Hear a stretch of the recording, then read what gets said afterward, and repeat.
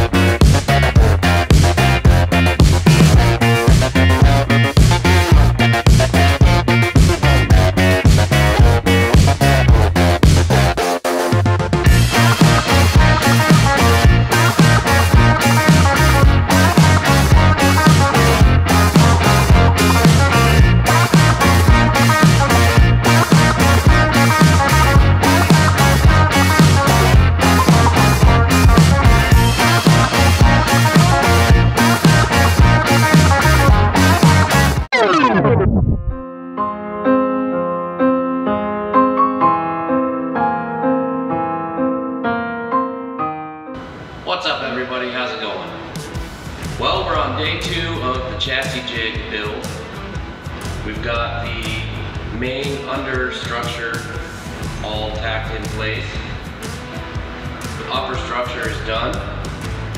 So we just got to finish in our cross braces today, finish welding up these stiffeners, and then we'll be ready to create the actual top surface of the fixture and made it to the body of the car. But one of the things I have to do for this chassis jig in particular is I need a lot of torsional stability, because the shop that this is going to be used in he doesn't have a flat floor. So we're going to do 2 things. First of all, he needs casters on it to move it around. And second, he needs some kind of leveling foot so that when he's working on a car, he can set it on the floor and make sure the jig's level. So we'll be working on that as well. So now we have the whole base built. We have to decide a couple things. We have to decide where the 2 cross members go in the middle. And then we have to decide where on the unibody to make our attachment points. So one of the things I'll have to do is move the lift points, because I'm pretty sure somewhere right in here is where we're going to want one of our attachment points. Likewise, where I've got this up front. So I have to set the car down, probably on jack stands, and figure out where to move my lift point. This one will probably just go right to the leaf spring, because there's nothing in the car. It's entirely stripped down. It's almost as light as it can possibly get. So we got the 4 midpoints. We'll have 2 points all the way at the back, and then 2 points all the way at the front here. I am of the opinion that I would like the car to be able to be attached to the jig with the front and rear suspension still bolted on. But the guy that we are kind of copying from, Chris Birdsong at Junkerup, his jig bolts right where these go, your main attachment points for the front K-member. So that's what he suggested to do. I think probably that makes the most sense, but that means you have to have the car completely stripped down with no suspension on it before you put it on the jig. So if that's the case, if you have to have the front suspension removed, obviously the rear suspension probably needs to be removed as well. So that might be what we do today, is drop the axle and the K-member, and then see how far we get on bolting the rest of it on to our structure here.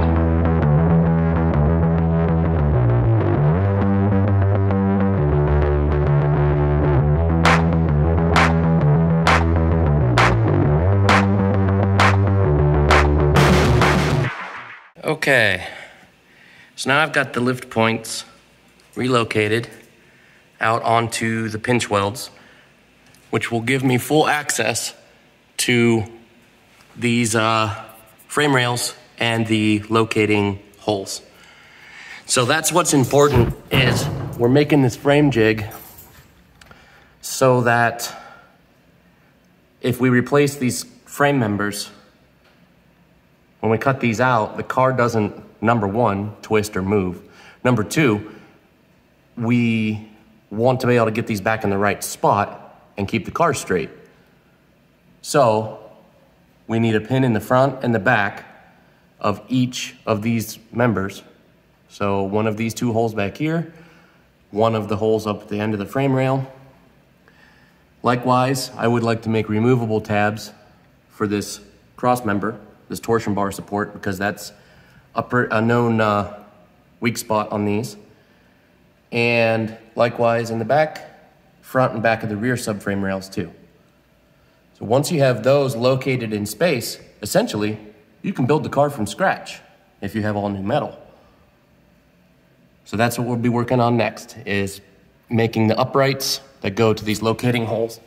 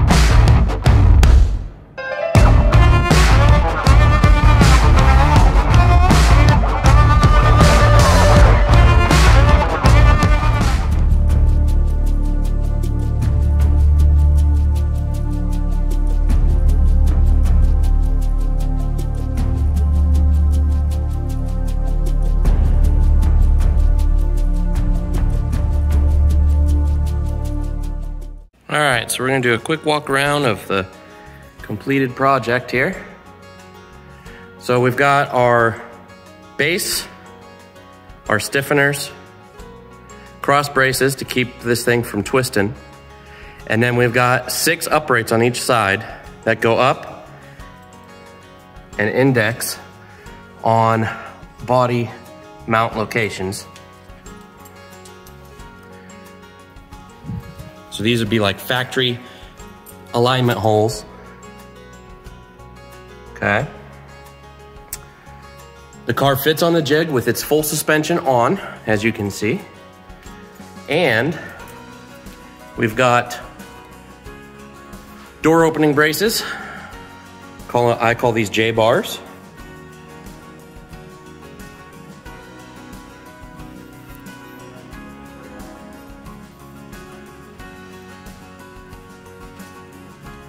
And the whole idea is that this holds the base of the car in one plane and flat so that it can't move as you cut it apart and section it and modify it.